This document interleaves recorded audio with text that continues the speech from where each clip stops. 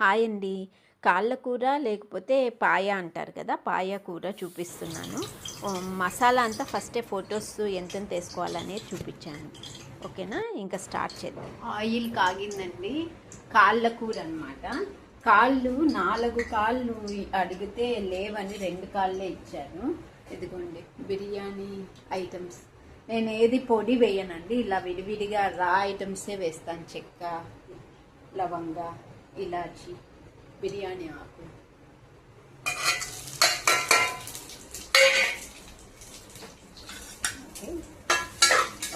కస్తూరి మేతి. 2 కాళ్ళు అండి. 2 కాళ్ళు అంటే ½ కిలో వేసుకోండి. తర్వాత అవి వేగాక ఆనియన్ 1 ఆనియన్ వేసుకోండి. బాగా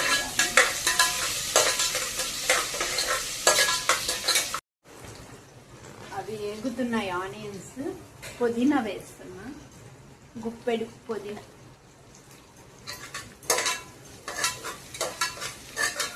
తర్వాత ఒక గుప్పెడు కొత్తిమీర. తర్వాత మసాలా.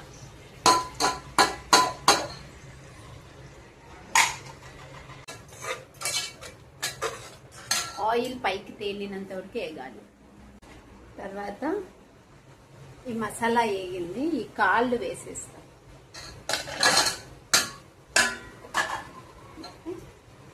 ఇదిగోండి బాగా వేగాయి కదా. ఇప్పుడు ఏం వేయనండి, మిరియాల పొడి, ధనియాల పొడి, జీలకర్ర, పసుపు, కారపొడి 4 స్పూన్స్. ఓకే, అది వేసేస్తున్నాం.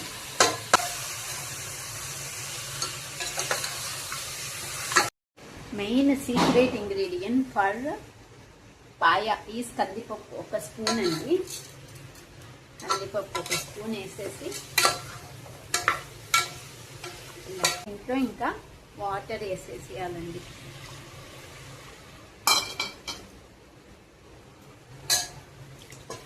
వాటర్ వేసి ఒక 8 విజిల్స్ 10 విజిల్స్ వచ్చేదాకా పెట్టుకోవాలి. 8 to 10 16 విజిల్స్ దాకా రానిచ్చానండి. పొట్టేలు కాలేమో ముద్దురు కాళ్ళు 16 విజిల్స్ రానిచ్చాను. బాగా ఉడికింది చూడు. బాగుంది కదా, నోరు ఉడుతుంది కదా.